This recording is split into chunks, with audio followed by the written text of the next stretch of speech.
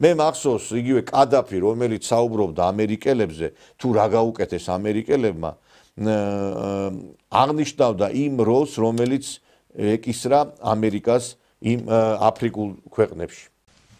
Так по какой же причине вторглись и разрушили Ирак, убив миллионы иракцев?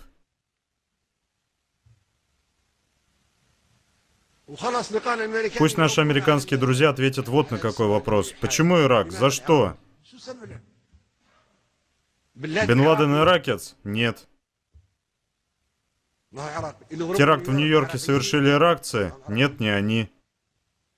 Пентагон атаковали иракцы? Нет, не они. Было ли оружие массового поражения в Ираке? Нет, не было. Да даже если и было, то у Пакистана есть это оружие, и у Индии, и у Китая, и у Франции, и у России, и у Британии, и у США.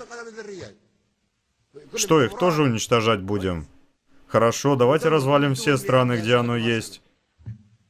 Иностранная держава оккупирует арабское государство и вешает его президента. А мы тут сидим в стороне и смеемся.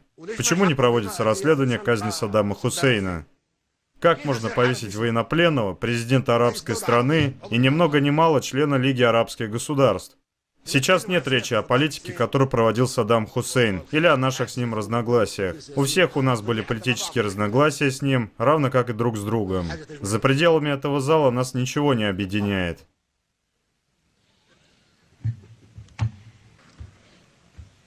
Почему не проведут расследование убийства Саддама Хусейна? Руководство целой арабской страны казнили через повешение, а мы здесь сидим в стороне. За что? Любой из вас может стать следующим. Может.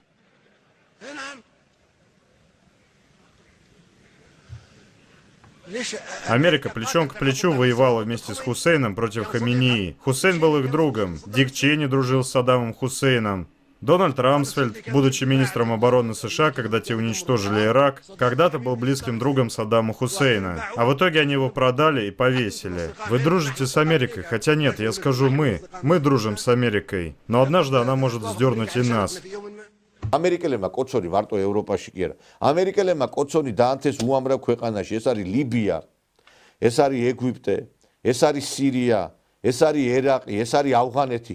ყველგან ამერიკა ცდილობს რომ თავისი ჰეგემონია განახორციელოს იმით რომ მოაშთოს, გაანადგუროს ესა თუ ის ქვეყანა და შემდგომ ამ პოლიტიკით იხელმძღვანელოს.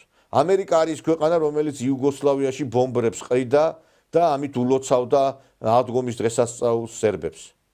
ამერიკა არის ის ქვეყანა რომელმაც კოსოვოს აღიარებით შექმნა პრეცედენტი აფხაზეთის და ცხინვალის აღიარებისა. ამერიკა არის ქვეყანა რომელიც იწყებს ძალიან საშიშ თამაშს ტერიტორიების მიერთებისა. ის განცხადება რომ მე მინდა რომ გრენლანდია, კანადა შევიერთო, ეს დასაბამი ხდება იმისა რომ სხვამ კიდე იგივე განცხადება გააკეთოს რომ მასაც უნდა შეიერთოს. ძალიან საშიში პროცესები მიდის თურქეთში. ქურთისტანის მუშათა პარტიამ და მისმა ლიდერმა ოჯალანმა, რომელიც ციხეში არის თურქეთში, მოუწოდა ქურთისტანის მუშათა პარტიას დაყარონ იარაღი და არ გაუწიონ წინააღმდეგობა თურქებს. Основатель рабочей партии Курдистана Абдуллах Оджалан призвал к самороспуску вооруженного движения, и штаб-квартира командира РПК в горах Северного Ирака немедленного ответа не последовало, передает Евроньюз. В своем послании из тюрьмы на острове недалеко от Стамбула Абдуллах Оджалан призвал сторонников положить конец 40-летнему конфликту с Анкарой.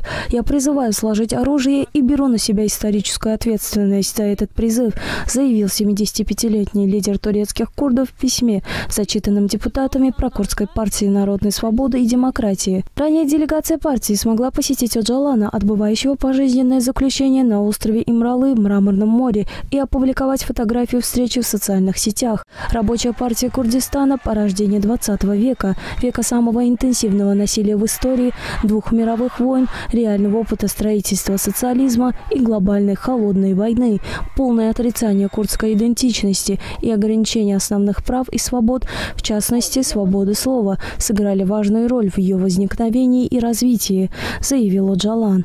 Созовите свой конгресс и примите решение. Все боевые группы должны сложить оружие, а рабочая партия Курдистана должна самораспуститься, говорится в послании Оджалана.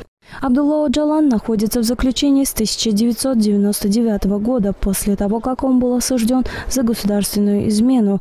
Как считается, несмотря на изоляцию в островной тюрьме, он продолжает оказывать значительное влияние на рабочую партию Курдистана и ее нынешнюю верхушку. ანუ აქაც საშიში პროცესები იქნება და ამ ფონზე, როდესაც ჩვენ ამერიკის ცვალებადი პოლიტიკის მომსწრენი ვართ, როდესაც თურქეთის გაძლიერების მომსწრე ვართ და თურქეთი ხდება ამ რეგიონის ერთ-ერთი მთავარი როლის შემსრულებელი, იმიტომ რომ თურქეთმა ფაქტობრივად წაართვა სირიაში ადგილი რუსეთს. თურქეთმა გამოდევნა ყარაბაღიდან რუსეთი. თურქეთმა აიღო საკმაოდ დიდი მისია ამ რეგიონში. თურქეთი არის ქვეყანა, რომელიც ხარს უჭერს უკრაინელებს ღიად. და თურქეთთან ერთად დგას უკვე აზერბაიჯანი, რომელიც არის 10 მილიონიანი და რომელმაც დაიბრუნა ყარაბაღი. ჩვენ ვართ ძალიან დიდი და საშიში მოვლენების შემსწრე და კვლავაც იგივე შეცდომა, რომ ჩვენ ამერიკელები გადავარჩენს და ეს ამერიკული ზღაპარი თუ კიდევ დავიჯერეთ, საქართველოს აღმოჩნდება შეიძლება გადაშენების და განადგურების პირას. იმიტომ რომ არც ამერიკა და არც რომელიმე ევროპული ქვეყანა საქართველოს არც არასდროს გამოუწვნის ხელს და არც არასდროს გამოუწვია ხელი საქართველოსთვის. და დღეს ნუ ვიქნებით ჩვენ რაღაცა ისეთი ზღაპრის მომლოდინე, რომელიც არასდროს არ ახდება რეალობაში. დონალდ ტრამპი რაც არ უნდა კარგ მესიჯებს აგზავნიდნენ ამერიკის შეერთებული შტატებიდან. ეს მესიჯები არის განკუთვნილი პირადად მისი მოსახლეობის მიმართ და მისი ქვეყნის კეთილდღეობის მიმართ. და არასდროს დონალდ ტრამპი არ დაიწყებს ბრძოლას საქართველოსთვის, როგორც არასდროს არც ერთმა ამერიკის პრეზიდენტმა არ გააკეთა არაფერი საქართველოსთვის. როგორც არც ერთმა ევროპელმა ლიდერმა არასდროს არც გააკეთა და არც გაუკეთებდა და არც გააკეთებს საქართველოსთვის რამეს. ერთადერთი ჩვენ შეგვიძლია ხსნა ვეძებოთ ჩვენ მეზობელ ქვეყანასთან, რომელიც იქნება ჩვენი უსაფრთხოების ფარი, რომელიც იქნება ჩვენი უსაფრთხოების გარანტორი. და ვინმე თუ ვერ გებულობს ამას კიდე ამდენი არგუმენტების, ამდენი მტკიცებულებების და ამდენი სისხლიანი ისტორიების შემდგომ ის ან მოღალატეა, ან ბოდიში და ცოტა ნამდვილად ვერ არის კარგად რაღაცა გონებასთან. მაგრამ უფრო მგონია რომ მოღალატეების ჭარბობენ ერთგულებს, იმიტომ რომ არ არსებობს რომ ამდენი უმნიშვნელოვანესი ისტორიული ფურცლის შემდგომ ვიღაცა ვერ ხვდებოდეს რასთან და ვისთან გვაქვს ჩვენ საქმე. ამიტომ მე ვფიქრობ, რომ დასკვნები უნდა გამოვიტანოთ, ქართველი ხალხი უჭკუო ხალხი არა ვართ. ჩვენ ვართ ქვეყანა, რომელმაც უამრავი ისეთი ქმნილება შექმნა, რომლითაც ჩვენ კი არა მთელი მსოფლიო ამაყობს. ჩვენ ვართ უდიდესი ცივილიზაციის მქონე ქვეყანა, უდიდესი კულტურის, უდიდესი ქრისტიანული ქვეყანა, რომელიც არის გარკვეულწილად მისაბაძი ბევრი ევროპელისთვის. მე მჯერა ქართული შეგნების, მე მჯერა ქართული მსოფლმხედველობის, მე მჯერა ქართველების გამჭრიახობა. რა თქმა უნდა, შორეულ ნათესავს კარის მეზობელი გერჩივნოსო და ჩვენ ღმერთმა გვარგუნა მეზობლად ამხელა უზარმაზარი მართლმადიდებლური რუსეთი.